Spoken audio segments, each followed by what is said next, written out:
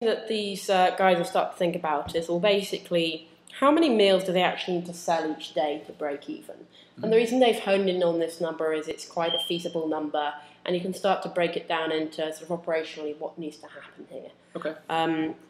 So how do you go about thinking about that? What kind of information would you need to start with, do you think, to calculate? Well, I'd want to know how much their variable costs per meal are. Mm-hmm. And then, of course, I need to know what their larger fixed costs are. I'm Mm-hmm. assuming there's staff, you've got the waiters, the chefs, you've got the leasing costs for the restaurant, Mm-hmm. as well as any, long-term costs for initial capital expenditures. Mm-hmm. Mm-hmm. Take all of those costs together and then determine, what their contribution margin is mm-hmm. above their variable cost, and you can find a break-even number. Okay, great. So I've got a few facts for you.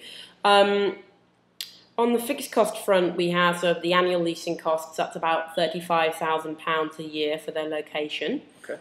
Then we have some store staff costs, and there's a manager, gets paid £60,000 a year, and then we have 3 store staff who just get £20,000 a year. A few other overheads, utilities, etc., are costing £5,000 a year. Okay. And that's all the fixed costs? That's all of the fixed costs, yeah. Okay, so with $35,000 for the lease plus $60,000 for the manager, another $60,000 for the 3 staff, mm-hmm. and an additional 5, I come up with $160,000 of annual fixed costs. All right, sounds about right. And so now I'd be interested to know, we know that their average selling price is $5, right. £5 per meal.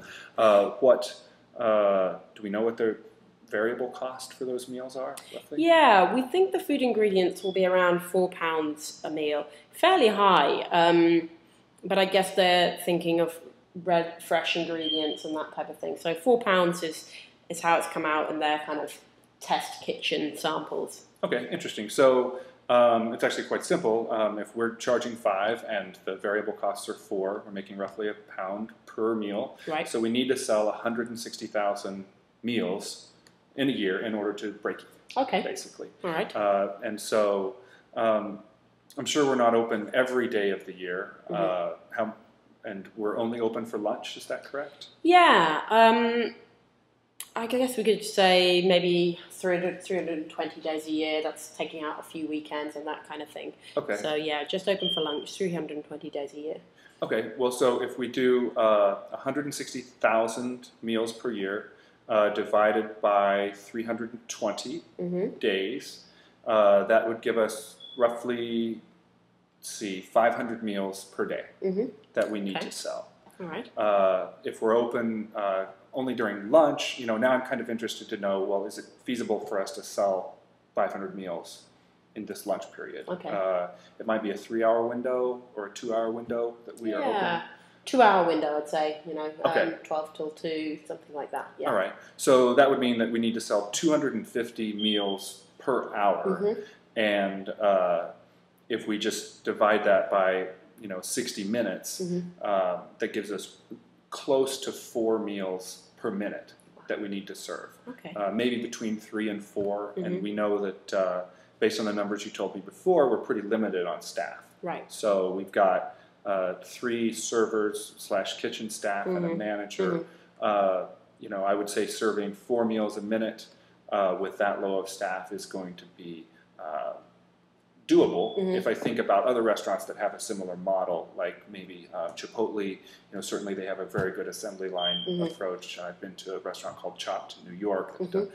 prepares salads very mm-hmm. quickly, and so they certainly pull it off, mm-hmm.